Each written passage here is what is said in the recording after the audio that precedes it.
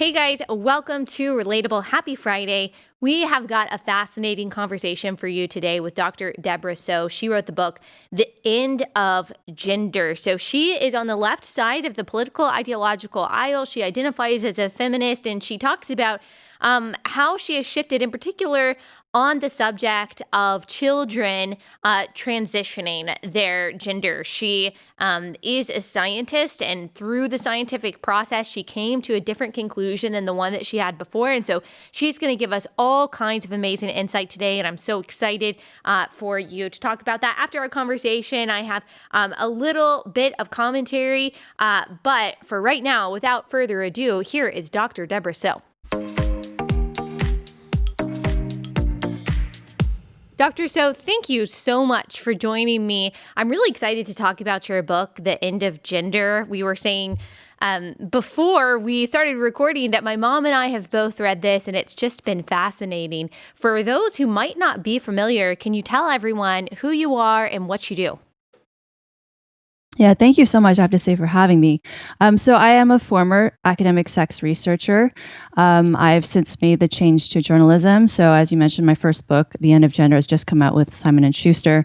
And I had noticed during the last few years of my PhD, when I was still in academia, that the climate was changing. I noticed that there were more and more things that legitimate experts didn't want to talk about. They didn't want to research. And there was one topic in particular pertaining to gender transitioning in very young children. So I wrote an op-ed speaking to the scientific research that shows that early transitioning is not actually the best way forward for these children, because the vast majority of them are more likely to grow up to be gay in adulthood and not be transgender. And by publishing that op-ed was essentially me self-exiling from academia. So it's Right. been, I've never looked back. I'm really happy that I made that decision, as we see the things that have been happening more recently. When anyone really tries to question anything about transgender orthodoxy or anything pertaining to gender, they really pay a price for it.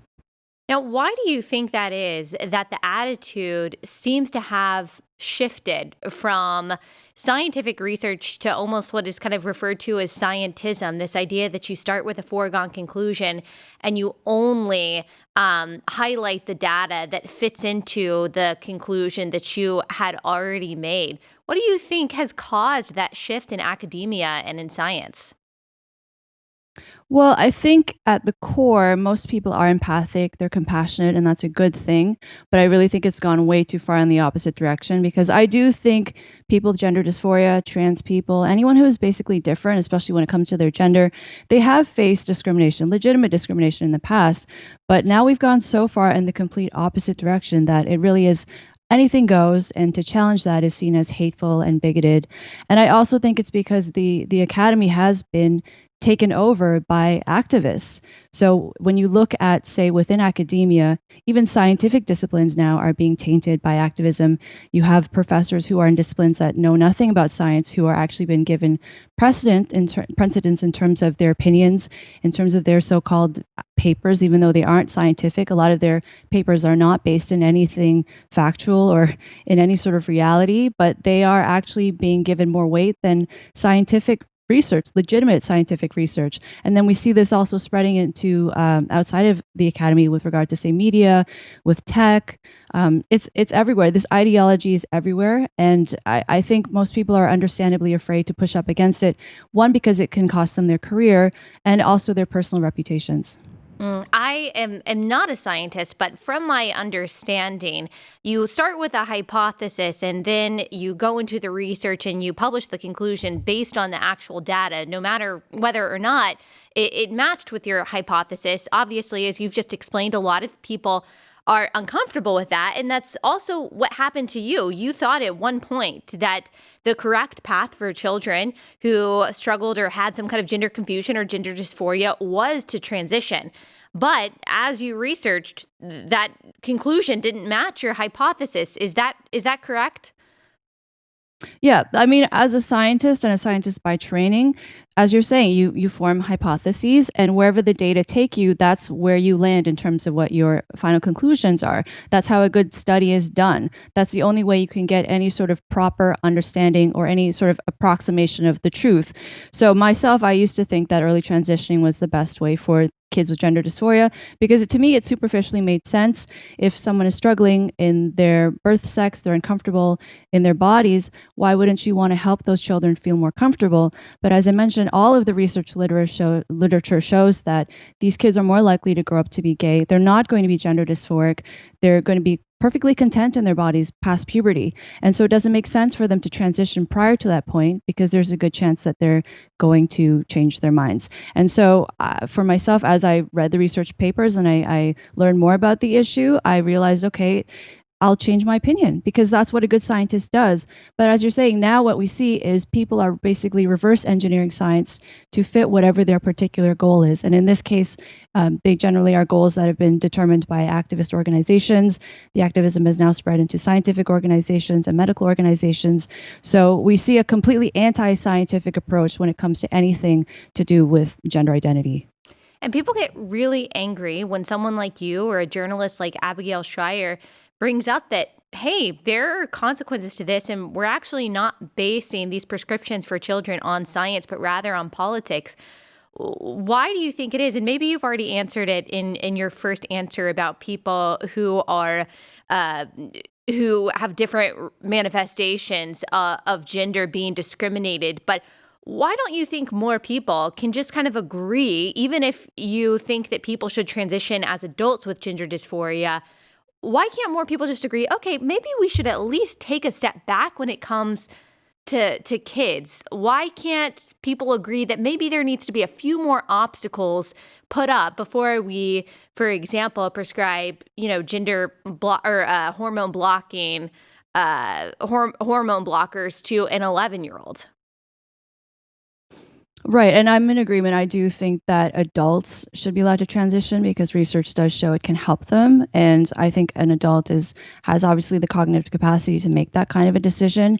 But with the children, I think part of it is that activists who have transitioned, now not all activists, because I have to say the most aggressive activists don't speak for the community. And actually, I have a lot of trans people who reach out to me and thank me for what I'm saying because they're horrified at some of the things that activists claim the community wants when the community actually doesn't want those things. And many of them will say they are not in favor of young children transitioning. So I really want to make that clear because I think it's really unfortunate. I think a lot of the activists who claim to speak on behalf of the community, in many cases, they aren't trans themselves, or they really are doing a disservice to the people they claim to be supporting.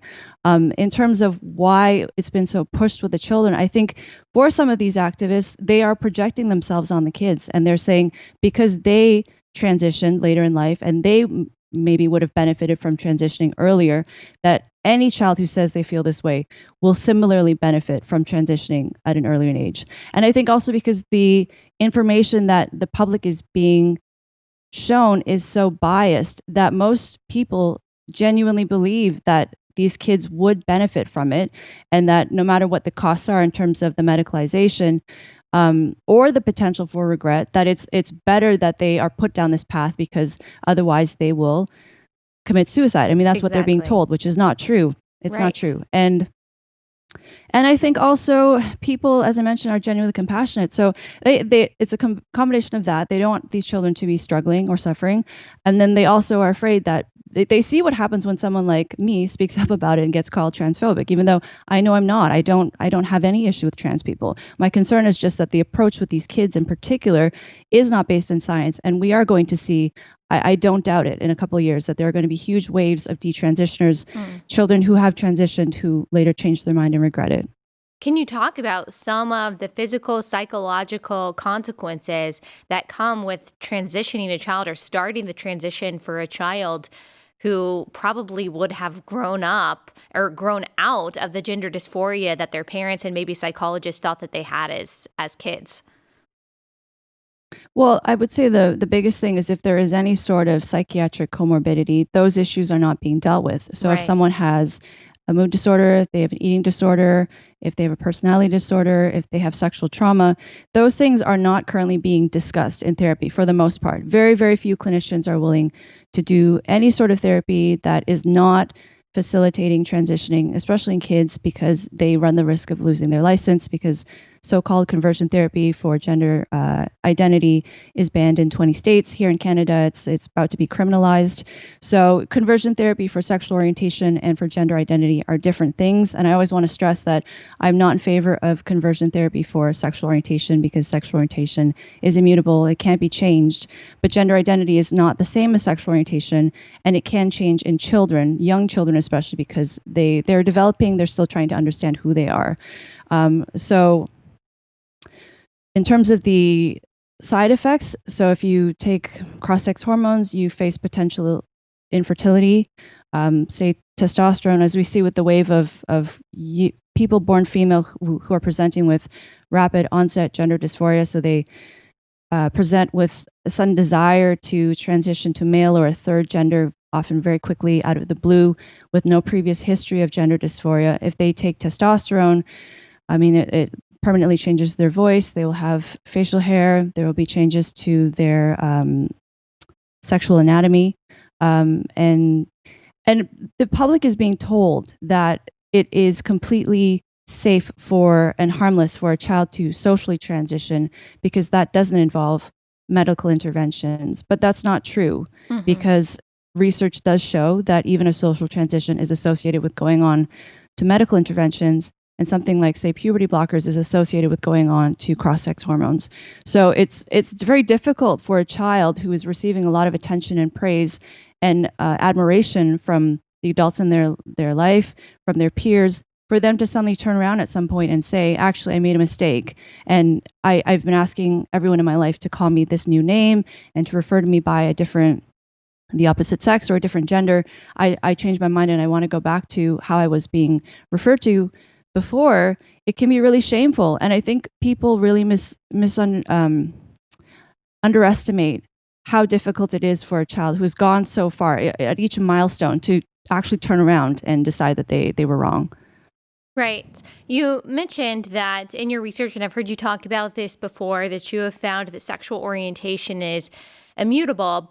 Do you also believe then that an adult who identifies as a different gender, it sounds like you believe that is immutable as well, because you support transition for adults. So can you talk about what you found, or what you believe the biological difference is there between someone who says that they're homosexual versus someone who says that they are a different gender?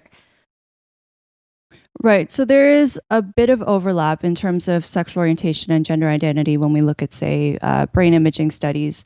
So in the book, I talk about the different subtypes for people who are trans, and it is divided based on sexual orientation. So say if we have a trans woman, so someone who's born male and identifies as female, her brain was likely shifted in the direction of female in terms of prenatal hormone exposure. And so someone who is born male, identifies as female, and is attracted to men is considered, from a sexological perspective, to be gay. So attracted to the same sex. And so sexology is the scientific study of sex and gender.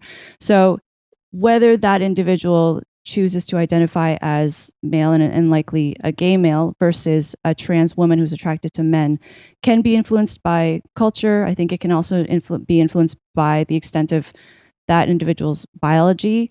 So in terms of the brain imaging research, it does show that sexual orientation is something that is hardwired in the brain, and there are differences between, say, gay and straight men. But I'm not sure if that answers your question in terms of what the difference is. I think the biggest takeaway I have is there have been studies that have come out saying that gender dysphoria is something hardwired also in the brain, but the issue is that those studies are conflated with sexual orientation, because all of the people who are scanned, who have their brain scanned in those studies, also are sexually attracted to people who share their birth sex. So when you look at the results, it's not clear whether what you're seeing is the differences in their brain. You don't know if it's due to the fact that they are same sex or attracted to someone of the same sex and gay, or because they are gender dysphoric. And then I also talk about how with trans women, there is another subtype for whom their desire to transition is motivated by sexual arousal. But I always want to emphasize, I don't think that's a reason, again, for people to not transition. I don't think that should justify discrimination against trans people. I just think it's really important that we talk about this honestly, because that is the only way we're going to actually help this population. If there are certain truths that are deemed hateful and that are supposed to be swept under the rug, it's not going to help someone, because if they transition and it's ultimately not what's right for them, again, they're going to have regret, and they're going to have to live with these potentially irreversible side effects. So there are people, I actually interviewed someone on my podcast who he transitioned as an adult. Now, and he obviously thought that was right for him at the time. He ends up detransitioning and realizes that there were a lot of things in his life that led to that. He had a grandmother that dressed him in dresses when he was a child, and he believes that kind of led to him believing that he should be a woman, and he transitioned. But obviously, he no longer identifies in that way and sees that a lot of it was trauma induced. And so obviously his story is legitimate, and he helps a lot of people who have been in his same situation. There are also adults that say, I thought that I was gay, that I identified as gay. I was in male relationships, and then they no longer are. Do you believe that those people are lying? Do you think that's impossible? It's hard for me to say without actually speaking to someone who has had that experience. And I definitely don't want to sound like I'm casting judgment on anybody. Yeah. I always want to speak to the scientific research. And in terms of the work that my colleagues are doing, I mean, these are world experts on research pertaining to sexual orientation, and it is biological. So I would say for maybe someone who's not comfortable with that, I mean, my take would be to grow comfortable with who you are. But if it's something that, say, someone, I mean, I've heard individual cases where, say, someone wants to have a traditional family, and so they struggle with the idea of being in a relationship or being with someone who is of the same sex as them. But I mean, I guess I come from a different perspective in that way. I myself, I grew up in the gay community, so I'm a big supporter of gay rights, and I just don't think, me personally, that there's anything wrong with being gay. So I would ask someone to ask why they're uncomfortable with that. Yeah, I don't think I'm necessarily even talking about whether it's right or wrong, but I'm trying to, because I'm sure people are wondering about that, like what really is the difference, because it sounds like you prescribe kind of, or you approach a child or a person who says that they're gay, you approach that differently than you would approach a minor saying that they are a different gender. And I understand why, because there are prescriptions and there are medical treatments that are associated with, juvenile gender dysphoria that actually does have an effect on them for the rest of your life. But I'm trying to satiate some people's curiosity out there who might be wondering, hang on, like, what is the difference? Because like you said, a lot of people conflate sexual orientation with gender identity. I think that there's a lot of people outside of the scientific community that probably do that too. And they might just be wrestling with knowing the difference and wrestling with knowing, how do I view these things differently? If we're okay with talking about transgenderism like this, why aren't we okay with talking about sexual orientation like this? And so I was just trying to kind of get you to explain what you think the differences are, to try to kind of clarify that for some people. I don't know if there's anything you want to add. If not, then that's fine too. I think that you did a good job of explaining that. I think the only thing I would add is for the kids especially, because children with gender dysphoria and children who are gender nonconforming, so kids who behave more like the opposite sex than their birth sex. So if you have a little boy who's very feminine, he prefers girls' toys like dolls, his friends are all girls, he wants to wear dresses and wear his hair long. That kind of behavior is associated with later growing up to be gay. So what happens is, if you take a child like that and you actually transition them to the opposite sex, they will grow up to appear to be straight. Because if you have a little boy who grows up to be attracted to men, if he transitions to female, when she grows up, she's going to appear to be a straight woman. So I'm not sure if that helps to clarify. I understand the confusion there. But I just always go back to the research, and if sexual orientation is shown to be something that is hardwired in the brain and it can't be changed, I think the way we approach that, and even in, say, children who are pubertal and coming to realize whom they're attracted to in terms of their romantic partners, that is different from the fact that for gender identity, it can change in children. Okay. I'm sure that I'd be interested to hear other perspectives on that, since you do support adults transitioning and you do think that there is some biological factor when it comes to adults transitioning, that they can't actually change that the best route for them is transitioning. So it almost sounds like in some cases you do believe that your gender identity is biological and can actually be different than your physical anatomy, correct? I do, because again, it's associated with prenatal hormonal exposure. So in terms of how the brain develops, in the book I talk about some criticisms that someone like me will face for being in support of adults transitioning, and in their comparisons there to, say, like eating disorders or being transracial. I don't think those are similar comparisons, because there are no, even if there are brain correlates associated with, say, eating disorders, by someone by encouraging someone to indulge in their eating disorder, that's quite harmful to them. Whereas research meta-analyses have shown that transitioning in adults can help them actually alleviate gender dysphoria, can help them alleviate other mental health issues they may be experiencing. So, at the end of the day, it does just come down to the research and what it I think probably goes. people making those comparisons, and I'm not a scientist, I'm just trying to think through that reasoning, is that they're probably also looking at the physical consequences to even an adult transitioning that I know you write about in your book. There's the possibility of atrophy, obviously pumping your body with different hormones than the natural hormones that it's making has some, it has some physical consequences. And so I think people are probably thinking not just about the internal aspect of gender dysphoria, but also they're thinking, okay, well, eating disorders have physical consequences, and transitioning, especially surgical transitioning, has physical consequences. And I think that there's probably some legitimate concern there from critics of your line of reasoning. Do you kind of agree with that or see that side of it? Oh, I definitely see it. And I definitely think a good mental health professional will do a rigorous assessment to determine whether transition is right for somebody. I definitely don't think it should be as it is now, which is it is basically taken at face value if someone wants to transition. I think even in adults that there should be, I don't think heavy gatekeeping is a good thing, because I do think people should be able to access the care and support that they deserve. But at the same time, you need to be asking the right questions, because if it is due to something else, if there are other mental health conditions, or if there is some sort of comorbidity, that needs to be looked at too. I don't think it should be just because you're an adult that 100% we're on board with this. But right. I just think that adults do obviously have greater emotional maturity. They understand the consequences of these interventions in a way that a child cannot understand them.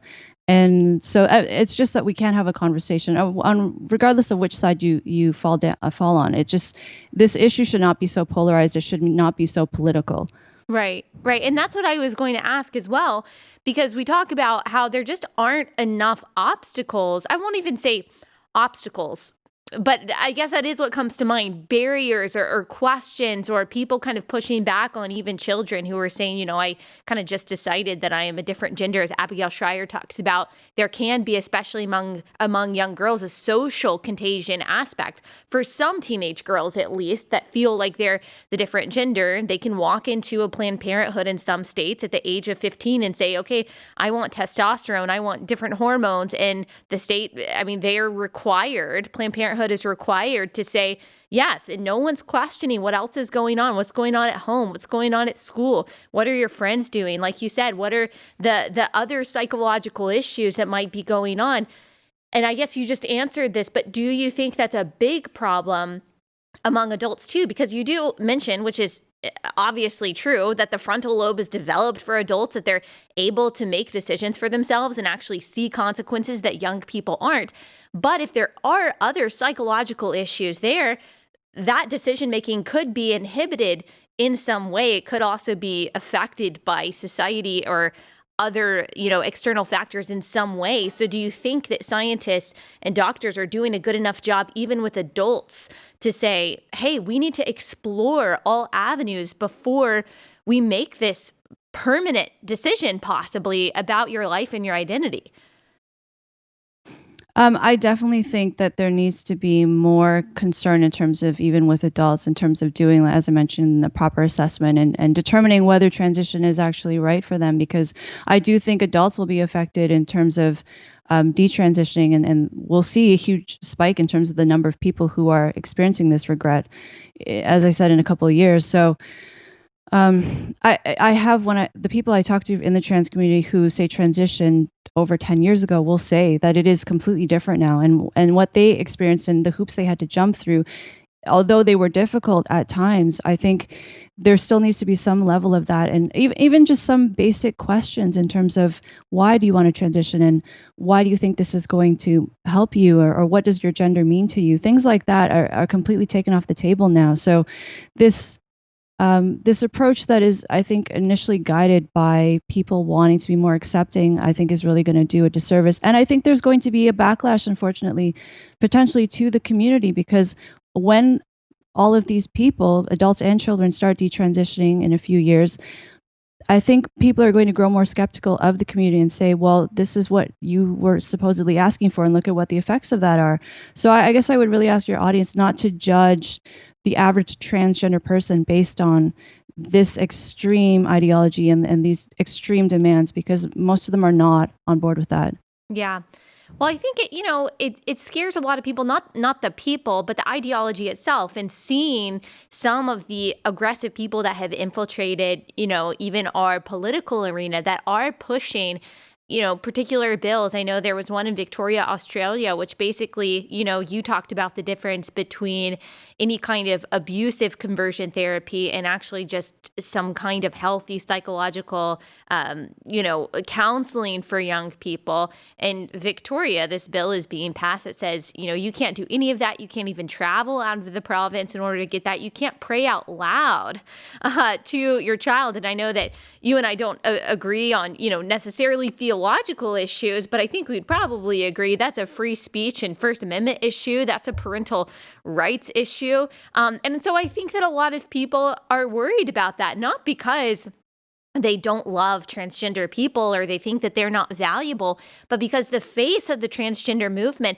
is very aggressive, and it feels predatory upon schools, upon churches, upon people's religious views, upon their children. And so you can kind of understand why, unfortunately, the people who are represented in this community and the actual movement itself and the politics and the aggression that they represent get conflated, and people on the outside of it are very protective and are very worried about it.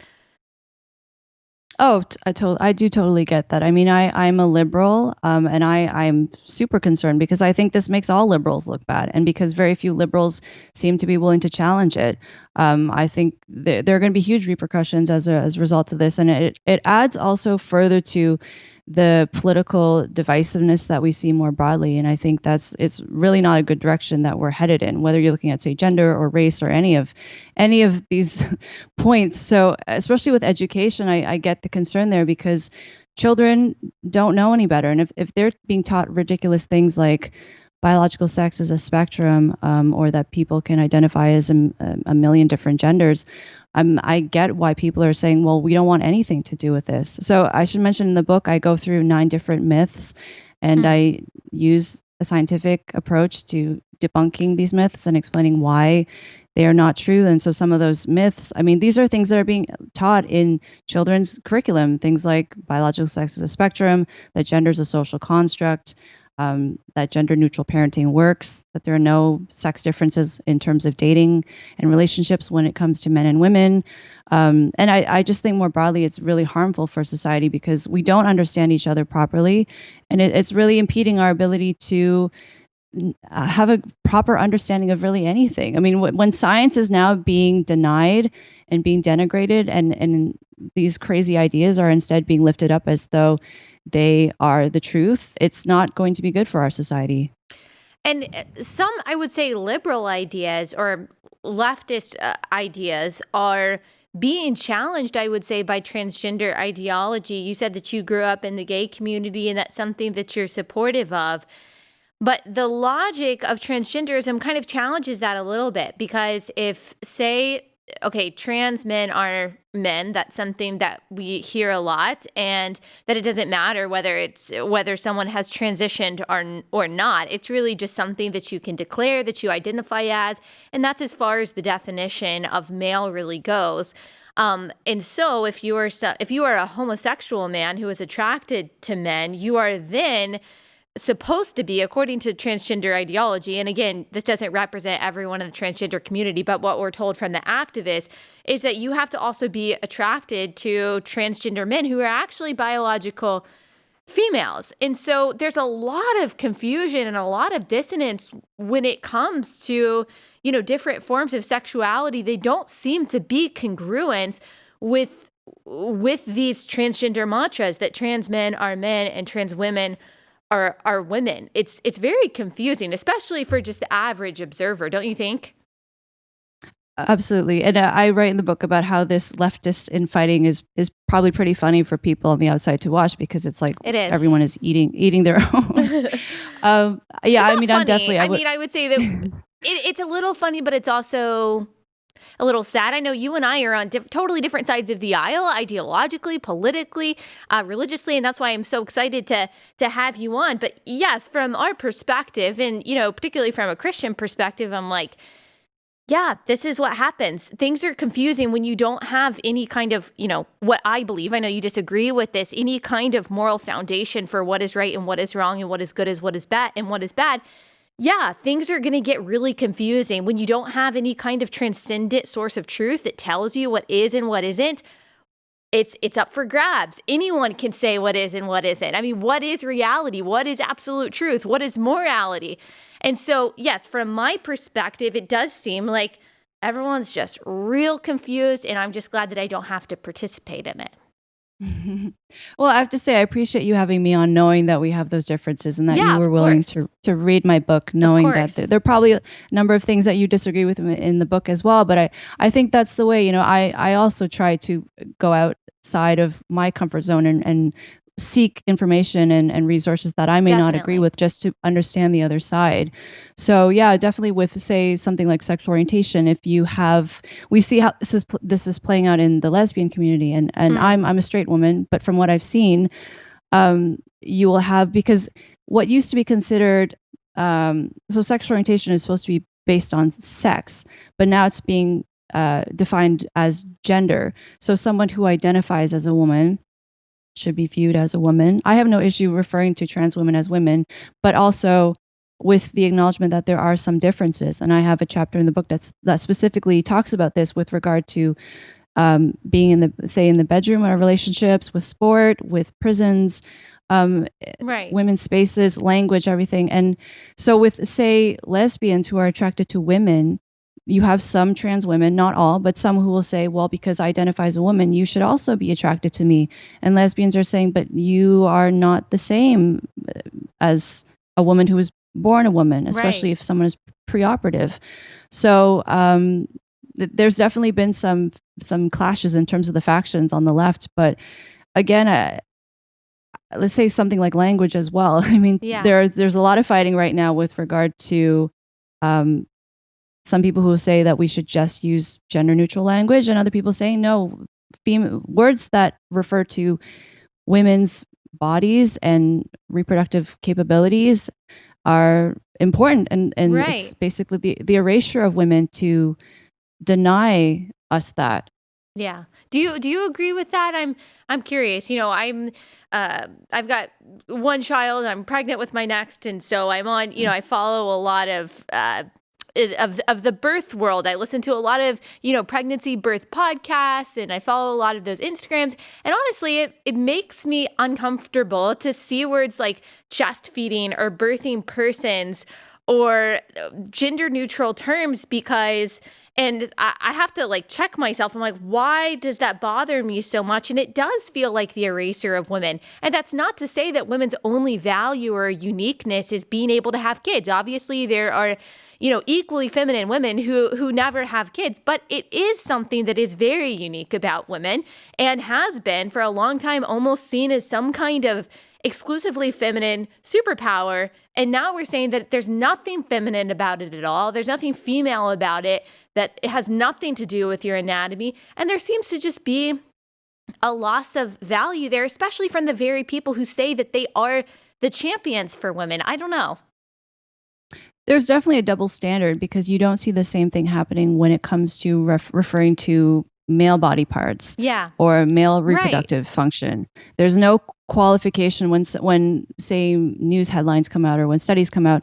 They are not qualifying the word man or male. They're not saying, oh, this is what we mean. But if there's any reference to anything that has to pertain to being female or a woman, they will qualify and say, well, we're not. Of course, say something like being a mother. The most recent example I saw was birthing person. Right. So they're saying that not everyone who gives birth is a woman and not all women give birth. And I think, yes, okay, we can acknowledge that to some degree that there are exceptions in that way. But why is it that using the word mother is seen as hateful? I think that's one step too far. Yeah. And I think it alienates people from wanting to be in favor or support of the trans community or what these activists are at the core requesting, which is hopefully just equal rights and not trying to well, I mean, I don't think that's what the movement stands for anymore. But I have no issue with advocating for equal rights for trans people or people who are different. But I don't think the way to do that is to tell a particular group that who they are is hateful. Right. Yeah, you touched on something that I've thought about before. Why do you think it is that there seems to be more sensitivity and more dogmatism surrounding female adjectives and female words and making sure that it's inclusive as men who identify as women, but we don't see that as much the other way around? Like, why is there such an emphasis on making sure that transgender women, biological males, are able to enter women's spaces? I mean, we talk a lot about the locker rooms, the sports teams, the women's shelters, the prisons, and making sure that we are properly acknowledging their place in these female spaces, but we very rarely see it the other direction. Why do you think that is? I get asked that question a lot, and I always want to be really careful the way I answer it. I would just say, I mean, the average trans man, you rarely see trans men screaming about any of these issues. They really just transition and they want to get on with their day. And I say power to them. I think if you, what can I really say about it? I think if you look at trans women and look at trans men and look at what is the defining difference there, that will probably tell you why. Yeah. Yeah. And it's also interesting because as we're talking about all this, we're talking about a very strict gender binary. Like, we're talking about males transitioning to female and female transitioning to male, but the very same people who are using that language are at the same time saying there's countless genders. There's a million different genders. Gender is fluid. It's not a binary, but they kind of lie on themselves a little bit when they talk about transitioning and they talk about different spaces, having access to different spaces based on their identity as a male or a female. Is there any acknowledgement in the front lines of the trans activist community that there's some dissonance there in those two arguments? Yeah, because it's weird because being transgender used to refer to someone who identified as the opposite sex, which operates within sex and gender being binary as they are, which science is in support of. And now what you're seeing is this group of people who identify as a third gender or as non-binary or some other non-male and non-female gender, saying that they too are part of the trans community. And part of it is this larger widening of the transgender umbrella to encompass anyone who is gender nonconforming, anyone who's different in terms of their gender, to include cross-dressers, and cross-dressing is something completely different. So I think part of that is as a way to inflate numbers so that activists can say, well, look, if this percentage of the population identifies as transgender, this is further justification for greater acceptance. And I'm in favor of greater acceptance. I just don't think we need to inflate numbers to facilitate that. And so you will see people who are transgender who have transitioned to the opposite sex, who've medically transitioned in many cases, will say, we are not the same as people who are non-binary. I mean, for me to even say this is considered hateful and transphobic. And I just think that's ridiculous because science does not back up the idea that there are 3 genders or that there are more than 2. And also with say non-binary, people who identify this way usually will only change their haircut and take on some new pronouns. They won't even medically transition. It's to me seems like more of a fad or something fashionable to do to fit in with your progressive friends.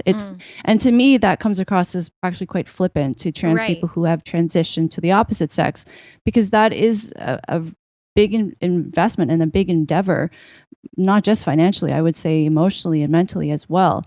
Yeah. So there is some fighting going on there too, and there are all of these ideas that compete with one another. They don't make a lot of sense. So I think at the end of the day, people are hopefully going to. I think most people see it, but they're just afraid to call it out because they don't want to deal with the backlash that's going to come from doing so. Yeah, I think one of the other competitive ideas is that it's not just that you know, are there 2 genders? Apparently there are, because you're talking about transitioning just from one to the other, or are there a million different genders? But it's also the idea that gender is a social construct, but at the same time, it seems to the people who are saying that gender is a social construct that it's very real to them. If gender really was a social construct, then surely we wouldn't be having such adamant and such passionate conversations. And so while they're simultaneously saying gender isn't real, it is very real to the people who are talking about it, or else we wouldn't have laws trying to say that you have to call people by the right pronoun or else you're going to be fined for it, correct? That's another very weird contradiction. You have people saying that gender is a social construct, but then there's also the idea that trans people have the wrong brain sex in their body. So if gender is a social construct, how is that possible? And if gender is a social construct, then why does someone who's trans need to undergo medical interventions in order to live as the opposite sex? Why would they not be able to just construct their way there socially?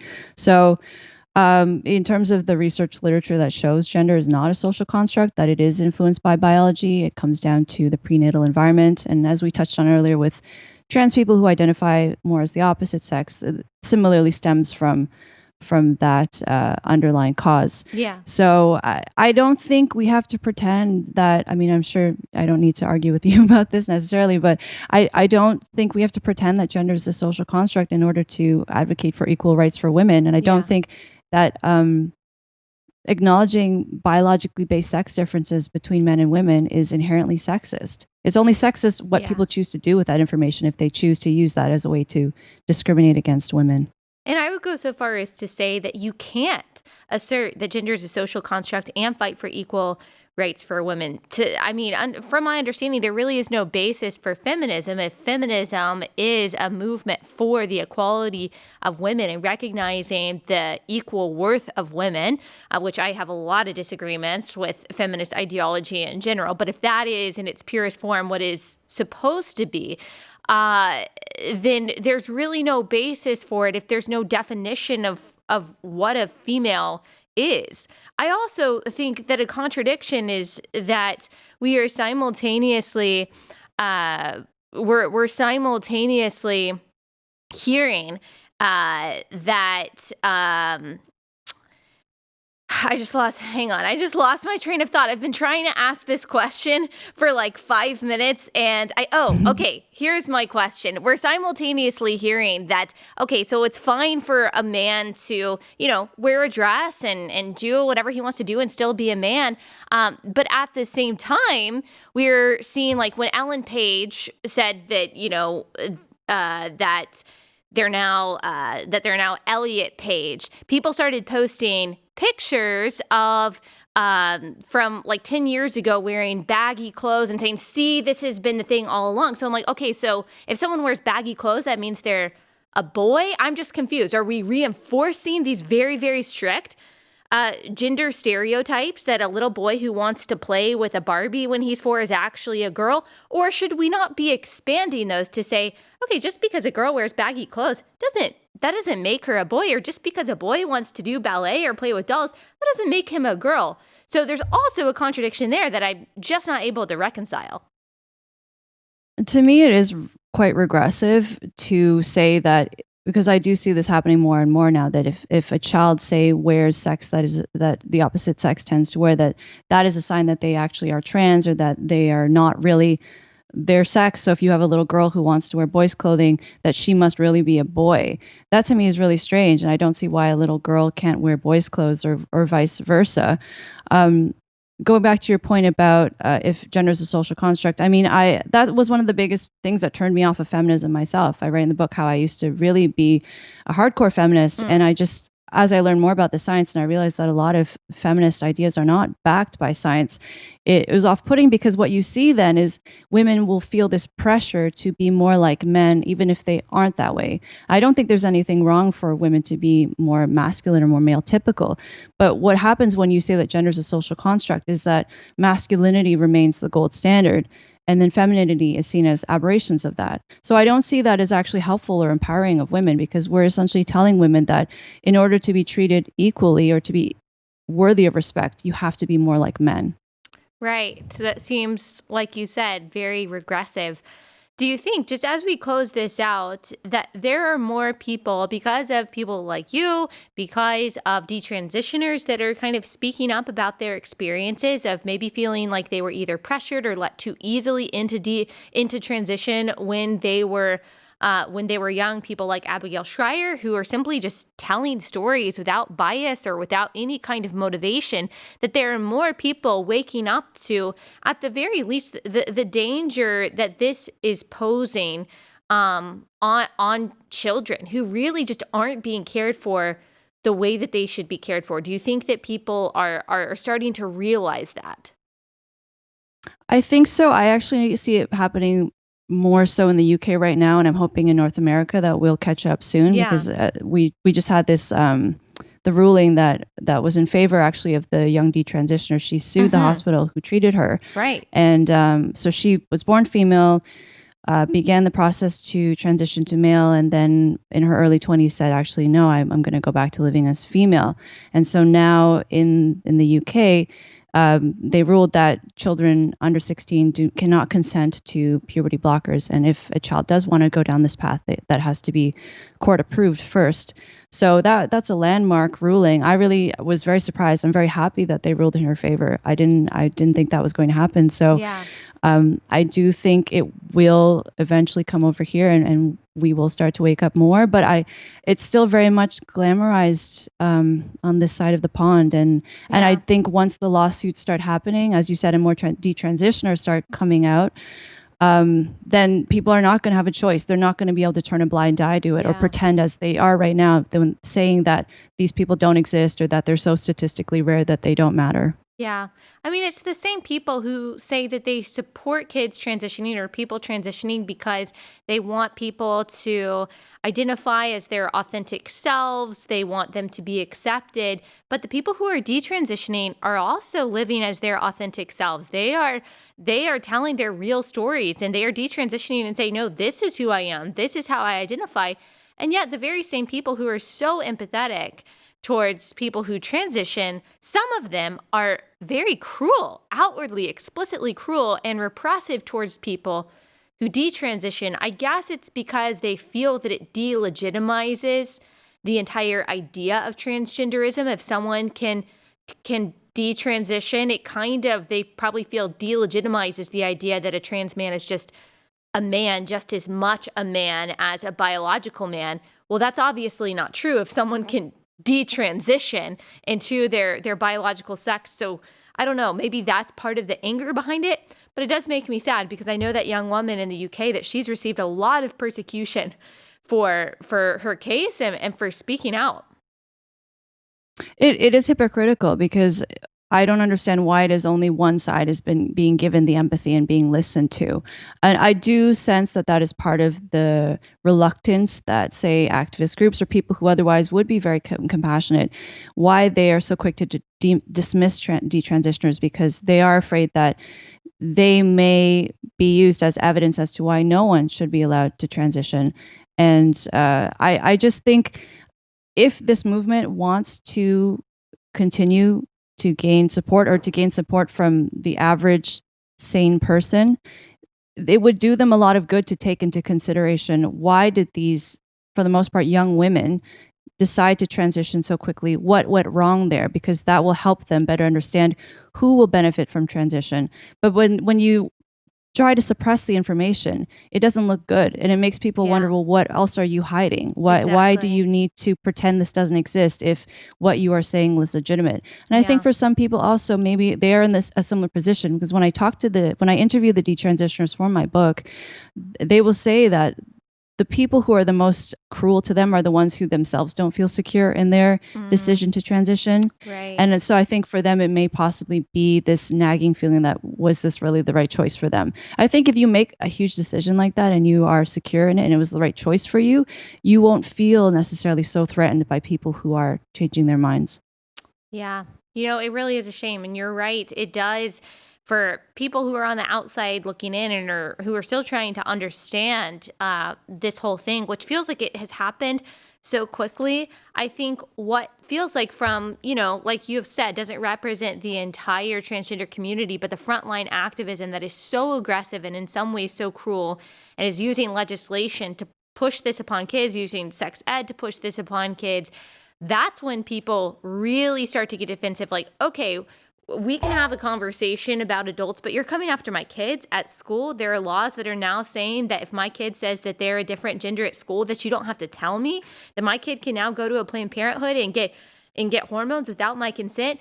What you're doing is you're setting the entire thing up to be completely bulldozed by people who don't want you coming after their kids.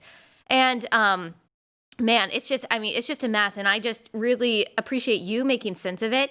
I appreciate your honesty and saying you started out with one conclusion and the science led you to a different conclusion. And I know we probably disagree on a lot, but I really, really appreciate your work. I love your book, and I just love your honesty and how compassionate you are while not being afraid to speak truth in a time when it's really, really unpopular. Could you tell everyone where they can find you, where they can find the rest of your work, and how they can buy your book?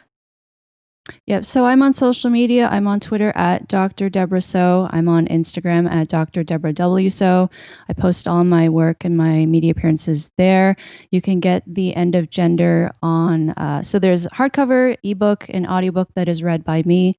You can get it on Amazon, Barnes & Noble, Indigo, pretty much everywhere you buy books. Barnes & Noble, I think, is the one retailer that does have it in store. So I would say, please go buy it from them, to thank them for doing that. And thank you so much for having me. I really appreciate it. And I really appreciate this conversation. Yes, thank you. Thank you so much.